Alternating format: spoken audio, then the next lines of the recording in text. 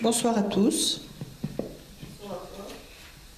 Seigneur, tu es bon et tu es grand, tu es puissant, tu es merveilleux.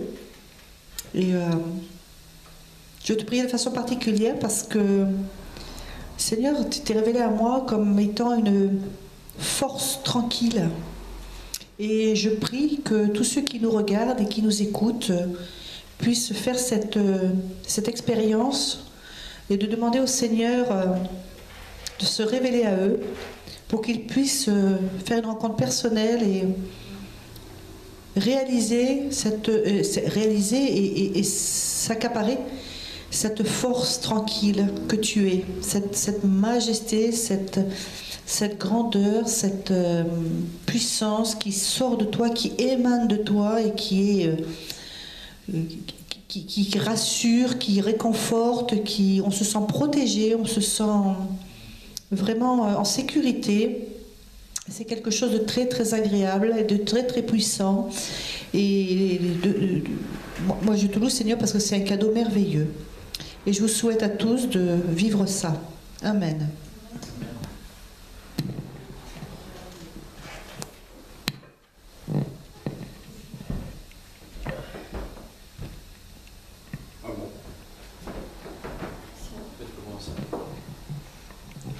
Alors moi je voulais rectifier un petit truc. Tout d'abord, nous sommes dans le chapitre du fondement biblique. Nous avons commencé à dire ce que c'était une église, ce qu'on entendait par le mot église. On a ensuite dit oui mais église, c'est pour se tourner vers qui? En foot on le sait, c'est pour se tourner contre l'arbitre. Mais là c'est Dieu. D'accord, donc on l'avait vu en deuxième. Et puis en troisième, puisque l'Éternel avait créé l'homme, on a dit, qu'est-ce qu'il a fait l'homme? Quelles sont les conséquences de l'homme? Et aujourd'hui, nous poursuivons sur la Bible, et là j'ai un petit rectificatif à faire, et nous finirons le fondement biblique par le monde spirituel. Alors, qu'est-ce que je vais rectifier? Aujourd'hui, on va voir... on a vu l'autorité, on va voir aujourd'hui le canon biblique, on va voir l'authenticité, on va voir les doctrines bibliques. Alors, sur le papier Number One, c'est pas tout à fait ce même ordre, mais ça n'a aucune importance. Alors, la formation du canon, c'était le deuxième sous-chapitre du chapitre au chapitre. Le mot canon vient du grec. On ne l'utilise pas uniquement pour la Bible. Ceux qui ont fait du dessin, on a étudié le canon. Ça veut dire, il signifie une règle qui sert à mesurer et ensuite, par extension, une fois qu'on a appris à mesurer, on apprend ce qui est mesuré. Ça, c'est le canon. Un livre est canonique si la synagogue juive ou l'église chrétienne l'ont reconnu porteur de la révélation communiquée par l'Esprit de Dieu. C'est très important. Pourquoi? Parce que beaucoup de gens ont des idées, on a tous nos idées à nous, et puis d'un seul coup, là il y a ça. Attends, est-ce que c'est canonique? C'est pas dit. Et bien souvent, ça ne l'est pas. Et même si c'est vrai, ce n'est pas forcément canonique. C'est-à-dire que ça n'a pas été enregistré dans l'ordre que la Septante ou les autres ont mis ces différents moyens. Alors, la canonicité est déterminée par l'inspiration. S'il y en a qui veulent lire, ils vont prendre 2 Timothée 3 à 16, nous lirons au moment propice. La Bible renferme non la pensée des hommes, mais la pensée de Dieu, son nom, la parole de Dieu. Souvent, vous entendrez les gens dire, j'ai le livre de la parole de Dieu. Bible, on a dit Bible, c'est la réunion de tous les livres. Bon. Alors, Dieu a communiqué sa pensée à des hommes et sous l'influence immédiate de l'Esprit Saint, sous l'influence immédiate de l'Esprit Saint, que la Bible a été écrite. Alors, quelqu'un va me lire 2 Timothée 3, verset 16.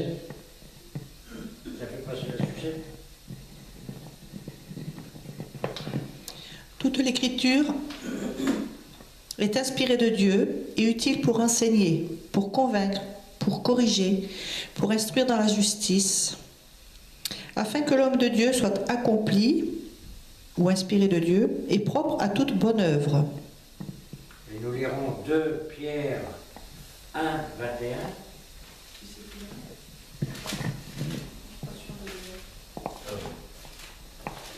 Répète les coordonnées.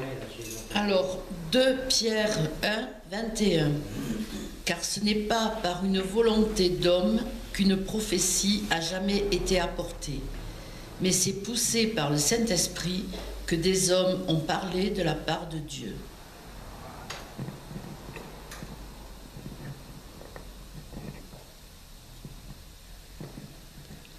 Alors, formation du canon de l'Ancien Testament. La tradition rapporte que 50 ans après la reconstruction, j'ai la fourche qui langue, 50 ans après la reconstruction du temple, Esdras rassembla les Saintes Écritures et les réunit en collection. C'est ce qui est écrit dans Néhémie 8, 1 à 3.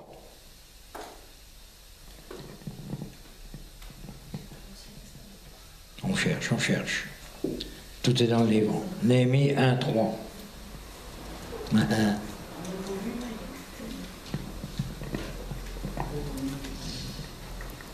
Alors tout le peuple s'assembla comme un seul homme sur la place qui est devant la porte des eaux.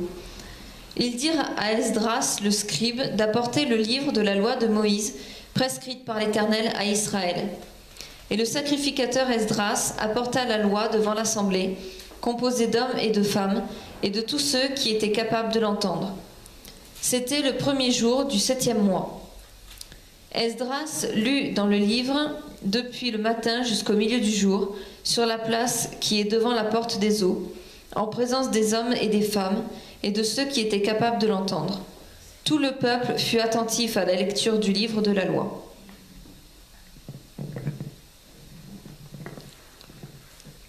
À cela fut ajouté les propres écrits d'Esdras, mais aussi de Néhémie, de Malachie, et là, on a clôturé le canon de l'Ancien Testament, car plus aucun prophète ne se lèvera jusqu'à Jean-Baptiste. 400 ans de silence. Alors, dans quel ordre les livres ont-ils été inspirés? Eh bien, la Torah, la loi, c'est-à-dire les 5 livres de Moïse, que nous on appelle le Pentateuque. D'accord? Il y a ensuite le Nebiim. Nebiim. Alors, en français, tu l'écris un peu comme tu veux. Ne, N-E, B-B-I, Im, H-I-M. Comme ça, c'est simple. Le Nebiim, ce sont les prophètes. C'est la 2e grande catégorie dans le canon judaïque. C'était tout rassemblé sous un seul livre qui portait ce nom. Qui ont porté ce nom-là, et ensuite tous les écrits qu'il y a eu ont formé le mot Bible avec le Nouveau Testament. Tout simplement. Puisqu'avant, chaque livre, c'était un rouleau bien séparé. Il y avait ensuite le Ketubim. Ket avec un K, E-T, et H-U, bim, bon. Mais ça, c'est la traduction en français, c'est pas comme ça que ça s'écrit en hébreu, mais c'est pas grave. Ça, ce sont les écrits. Qu'est-ce qu'on appelle les écrits? Ben, Ruth, Chronique, Esdras, Néhémie, Esther, Job, les psaumes, les proverbes, Ecclésiaste, le cantique des cantiques, les lamentations, Daniel, tout ça. Les lamentations ne font pas partie du prophète. Et non. Ah bon? Et non. Et puis, voilà. Jésus atteste la division de l'Ancien Testament en 3 parties. Donc ce que tu appelles les écrits, c'est tout le reste. Tout le reste. Quand on a enlevé les 2 premiers, ben, il reste le reste. Ah oui. En fait, c'est tout ce qui est après le Pentateuque jusqu'au... Non. C'est tout ce qui Les est prophètes. Entre le Pentateuque, les prophètes qu'on met de côté, tout ce qui reste, c'est...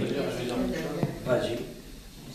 Ceux qui veulent, vous pouvez aller sur le site internet qui s'appelle, alors c'est un site juif, hein, c'est un site voilà, pour la religion juive, ça s'appelle Torah Box, et sur ce site-là, vous avez la possibilité de lire la Torah, donc tout l'Ancien Testament, et vous pouvez choisir le livre que vous allez lire. Alors vous verrez, il y a possibilité de prendre Torah, la loi, ou le livre Nebiim, les prophètes. Dedans, vous choisissez les prophètes que vous voulez lire, ou vous choisissez Ketubim, vous pouvez lire tout le reste. Il y a aussi un 4e livre. Bizarre, ils n'en parlent pas là? Ils n'en parlent pas du 4e? Ah, bon, c'est pas grave, j'ai plus en mémoire. Bon, il y a les prophètes, celui avec les rois, tout ça. Oui, celui avec roi, non, il n'y est pas là. C'est les livres historiques, et donc il s'appelle autrement, mais je ne sais plus le nom. Et alors donc vous pouvez choisir, et puis vous avez les commentaires aussi des rabbins, etc. en dessous. Non, les livres qui sont mentionnés là, qui sont, tu vois, c'est pas écrit roi, il y a chronologie, c'est pas écrit roi. Donc nous allons lire, Jésus atteste la division de l'Ancien Testament en 3 parties, et nous lisons ça dans Luc 24, 44. Elisabeth, tu veux le lire? Comme tu n'as pas l'Ancien Testament, et après c'est l'Ancien Testament. Oh d'accord, 24, 44. 24, 44. Chez Luc.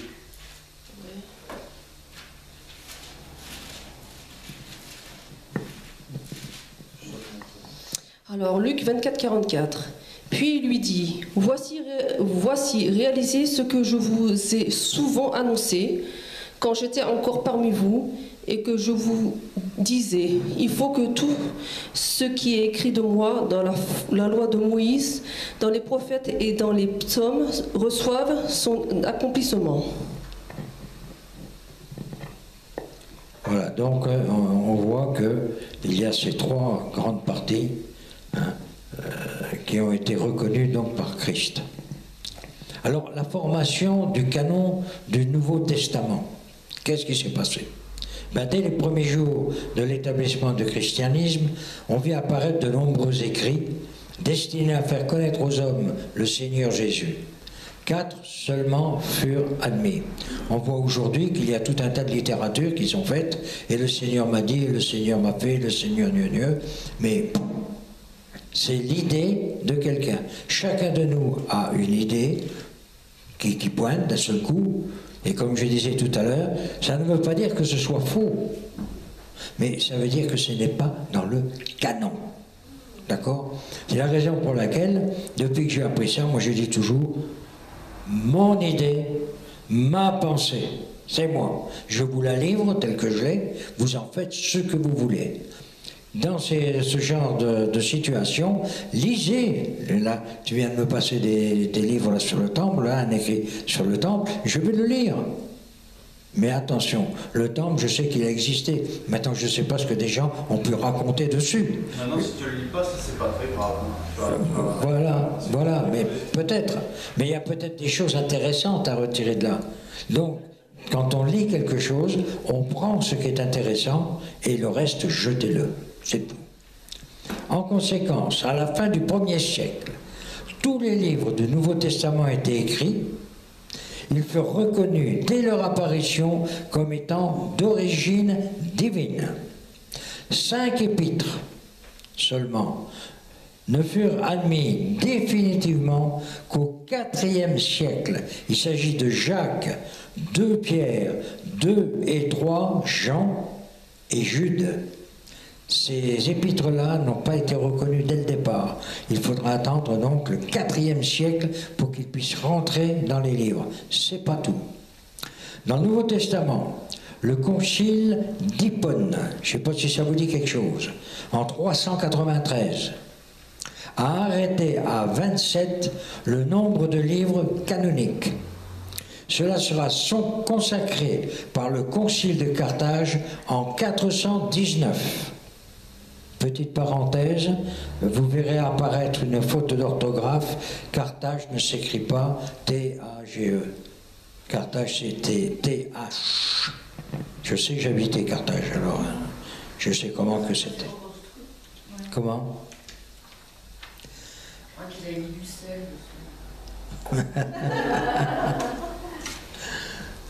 Alors, maintenant, les autres livres, parce qu'il y a effectivement eu encore d'autres livres, c'est ce qu'on va appeler les livres apocryphes, c'est-à-dire les livres qui n'ont pas été reconnus et qui ne sont pas ni dans le canon de l'Ancien Testament, ni dans le canon du Nouveau Testament. Ce sont des livres qui peuvent être intéressants. Maccabée 1, Maccabée 2, mal nommé, car Maccabée 1, en fait, a écrit après Maccabée 2. Bon, mais ça sont des choses que vous apprenez quand vous farfouillez dans les bouquins. Mais bon, c'est comme ça, c'est comme ça. Apocryphe signifie caché, voire douteux. Ce sont des livres qui ne font pas partie du volume inspiré. Ils n'ont jamais été considérés comme règle de foi jusqu'au Concile de Trente, 1545 à 1563, qui le premier et le seul à les avoir déclarés canoniques. Si vous prenez une Bible catholique, moi j'en ai une à la maison, eh bien vous verrez que ces apocryphes sont, sauf un, il y en a un que personne ne veut mettre en avant, c'est un écrit attribué à Jean qui déclare avoir vu l'ascension de la mère de Jésus monter au ciel. C'est sensationnel parce que moi ça me permet de dire, si ce livre, si cet écrit était vérifié, alors ce serait sensationnel, on dirait oui, eh ben, Marie est bien la mère de Dieu, c'est ce que tout le monde veut dire. Et pourquoi n'a-t-il pas été mis? Parce que là, c'est peut-être un truc écrit par la suite par un écrivain. Mais enfin ça, on le verra. Donc les Juifs ne les ont jamais reconnus comme canoniques. Quand je parle de Juifs, je parle de l'Ancien Testament. Ni le Seigneur, ni les apôtres ne les ont jamais cités, alors qu'ils ont fait plus de 600 citations faisant référence aux livres inspirés.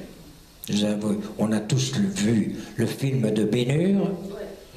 Ben, Ben-Hur, c'est un apocryphe. 1000 regrets. Et oui, madame. Parce que Ben-Hur est inscrit dans Maccabée 2. Non. Ça a été inspiré d'un livre apocryphe, et puis, oh, bon, après, on a fait un roman. Hein, mais, non. Ça vient de là. Alors, non. Il a arrêté son char, hein. D'ailleurs, l'histoire le dit bien. Arrête ton char, Ben-Hur, tu vas tomber sur une mine. Pourquoi les Juifs ne le reconnaissent pas? Alors, pourquoi les Juifs ne reconnaissent pas le Nouveau Testament? Ah, je ne parle pas du Nouveau Testament. Ah, les apocryphes? Eh bien, parce que, justement, ce sont des écrits pour eux qui sont douteux ou qui ne révèlent pas l'esprit de l'Éternel. À propos de Maccabée, ça c'est des livres deutérocanoniques qui ont été rajoutés, comme tu le dis, en 1500 et quelques, par l'Église catholique pour se démarquer en fait du protestantisme, parce qu'après il fallait se démarquer. Donc pour se démarquer, ils ont rajouté des livres. Et en fait, les Juifs, s'ils ne reconnaissent pas... En fait, les Juifs, au sujet de Maccabée 1 et 2, ils fêtent à Hanouka, la fête des Lumières. Donc ça, ils le fêtent parce que c'est une fête de délivrance qu'ont apporté la famille Maccabée. En revanche, ils ne l'ont pas inclus dans la Torah. Il me semble, que si je ne dis pas une bêtise, que c'est parce qu'en fait, les Maccabées étaient de la famille de Lévi. Et les Maccabées, ce qu'ils ont fait, c'est qu'ils ont pris le gouvernement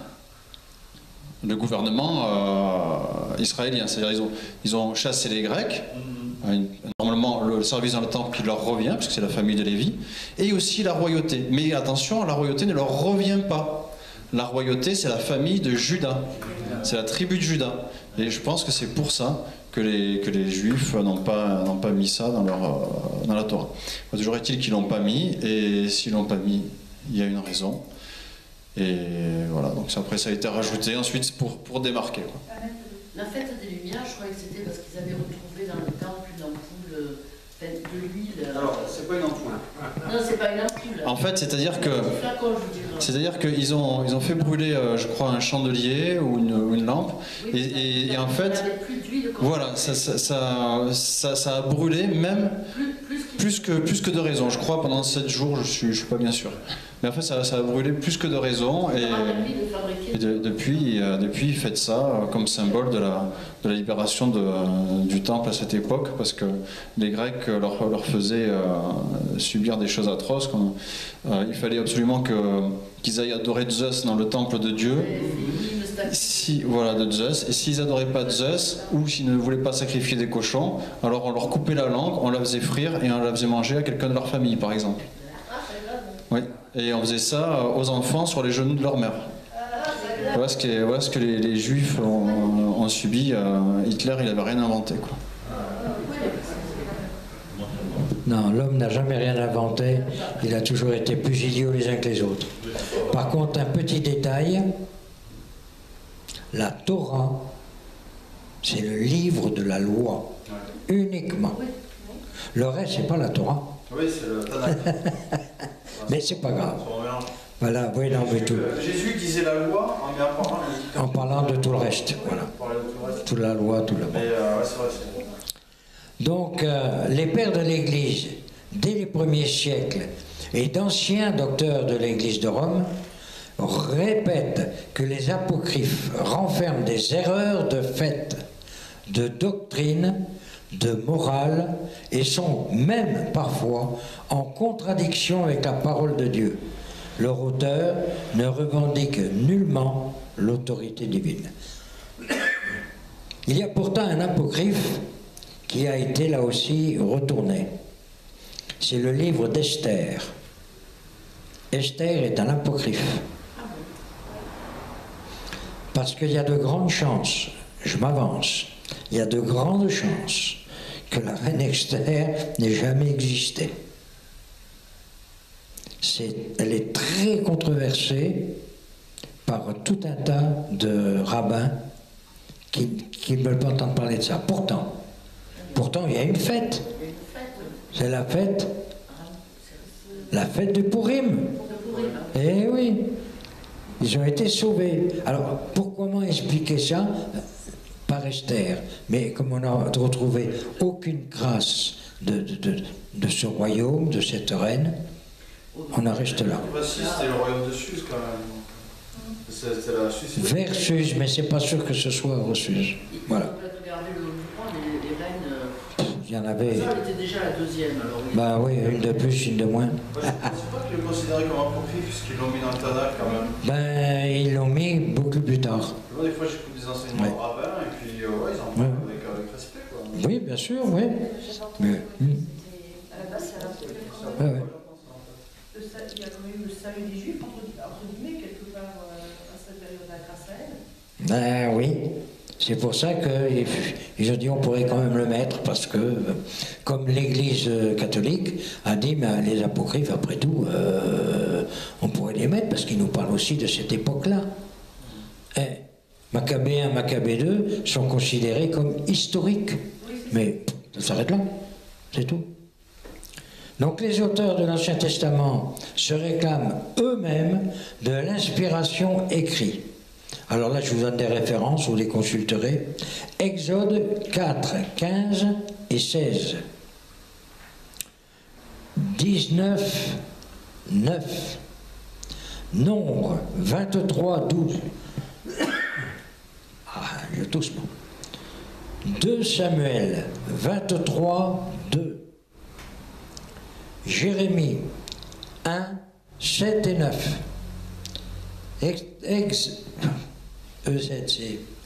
Ézéchiel. Exode. Ézéchiel 3, 4 à 10. Michée 3, 8. Les auteurs du Nouveau Testament font pareil. Jean 14, 26. Actes 1, 16, 1. Corinthiens 2, 13. Attends, acte 16, quoi? Acte 1, 16. 1 Corinthiens 2, 13. Et 14, 37. Acte 28, 23 et 25. 1. Attends, 28. DHE. Acte 28. Ah bon. T'as quoi après acte? Après acte 28, 23 à 25. Oui, ensuite. 1 Thessaloniciens 2, 13. Et 4, 8. 1 Pierre 1, 2. 2 Pierre 1, 20 et 21. Et 2 Pierre 5, 1. Voilà tout ce qu'il y avait à dire. Alors, ça vous fera de la lecture, exactement. Alors, une petite réflexion qu'il y a eu la dernière fois. C'est la première fois qu'on fait une étude et qu'on ne parle pas de Jésus. Mais oui, mais attention. Effectivement, là, on n'a pas parlé de Jésus. On l'a cité une fois, comme ça, pour dire il passait par là, mais c'est tout. Mais attention, le fondement, il faut expliquer aux gens pourquoi la Bible. Souvent, des gens vous diront, c'est ce que ma mère m'a dit, mais c'est pas elle qui répondait, mais vous diront, c'est du baratin, ça. Souvent, des gens vous diront, oui, mais attends, moi, mon bouquin, là, il me dit pas la même chose. Toi, tu dis, il fait jour, et moi, dans le mien, c'est marqué, il y avait le soleil. Parce que, comme je dis souvent, méfiez-vous des traductions. On a traduit ces écrits de l'hébreu au grec, de l'araméen au grec, c'est passé ensuite en latin, et du latin, c'est arrivé en françois. Oui, mais et du vieux françois. Et je te dis que là, pour le comprendre, il faut déjà y aller, il faut déjà se mettre dedans. Alors, pourquoi ces choses-là? Eh bien, tout simplement pour bien s'ancrer que le livre que nous avons dans les mains, c'est la parole de Dieu. C'est pas le Coran, hein. Attention. Attention. Ces jours-ci, on fête la naissance de Bouddha. Moi, oui, bon, on veut bien. Moi, je veux bien tout ce qu'on veut. Mais même si ces gens, Bouddha a sûrement fait des choses pas mal. Il s'est assis à l'ombre d'un arbre, il a attendu claquer. Bon. Mais peu importe. Tous ces gens ont sûrement fait de belles choses. Je pense souvent à l'abbé Pierre. Il n'y en a pas beaucoup qui ont fait ce qu'il a fait. On va faire le comparer à Bouddha. Enfin, Bouddha, il a fait quoi par rapport à... Il s'est assis sous un arbre et il a attendu. Il s'est assis, il a attendu. Et De toute façon, Bouddha, ça veut dire l'éveillé. l'éveillé, c'est tout. C'est tout. C'est tout. Il s'est éveillé. Un jour, il a dit, tiens, qu'est-ce que je fais là? Il s'est réveillé, il a dit, il faut Voilà. Voilà, c'est tout.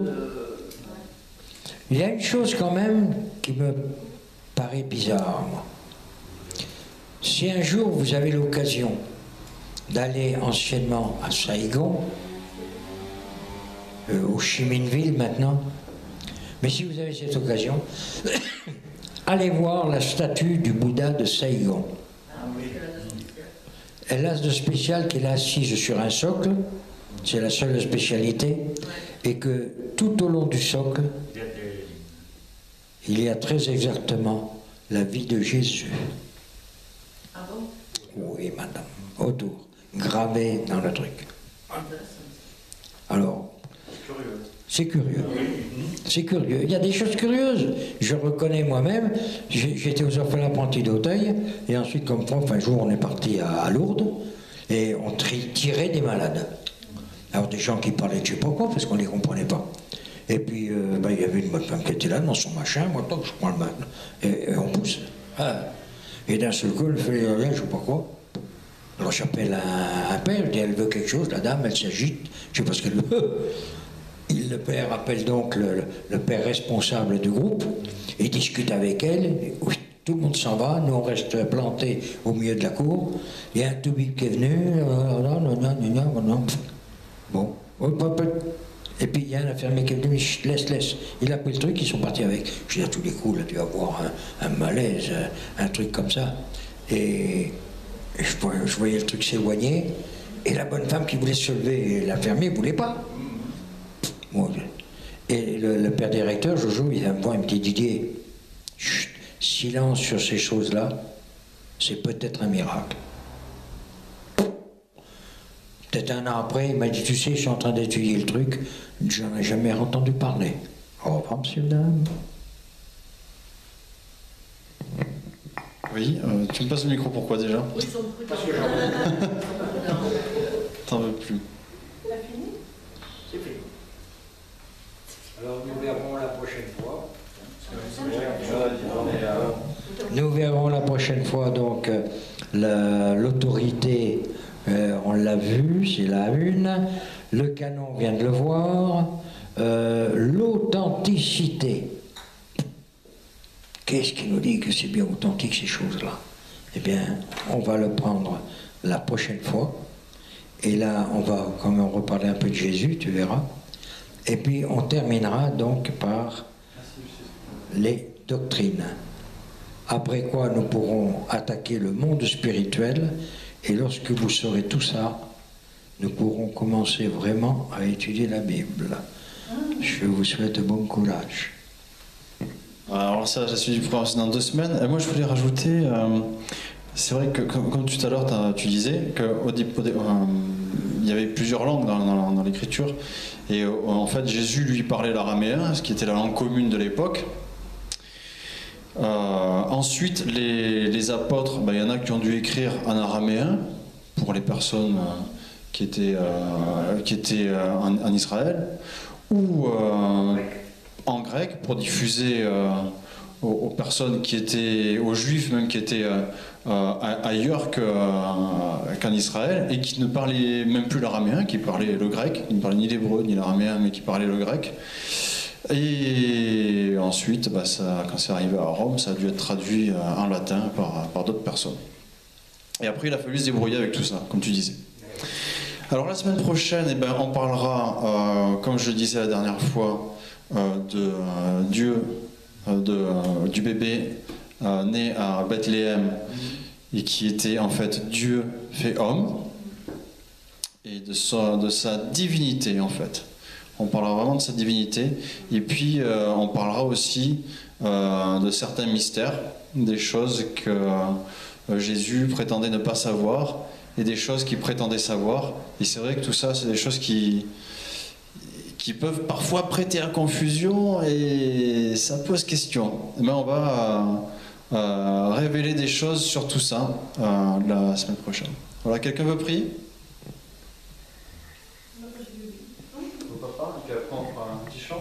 Eh bien, merci Seigneur de tout ce que tu nous rappelles, parce qu'il y a beaucoup de choses. Moi j'aime bien ces études-là. Il y a beaucoup de choses que l'on sait et puis que l'on a totalement oubliées, ou qu'on a mis de côté, ou qu'on n'a pas compris tout simplement. Alors merci que l'on puisse avoir cette possibilité. Moi, quand je regarde mon bouquin, je vais mettre les lunettes parce que j'y vois plus. J'ai mis là depuis 1993. Ah ben moi je te remercie de m'avoir mis en tête à cette époque-là de garder toutes ces études. Peut-être qu'à l'époque je ne savais pas à quoi ça allait servir. Eh ben, maintenant je commence à savoir pourquoi ça va servir, parce que je peux transmettre. Et merci de nous permettre, nous qui n'avons pas, enfin moi principalement, qui n'a pas grand-chose à trouver, ben, ça me permet de prendre en A et de protéger, de mener jusqu'à Z, sans faire de publicité. Merci Seigneur, et puis dirige-nous vers nos maisons, dirige-nous dans la tranquillité, dans la simplicité et dans la compréhension de ta parole. Amen.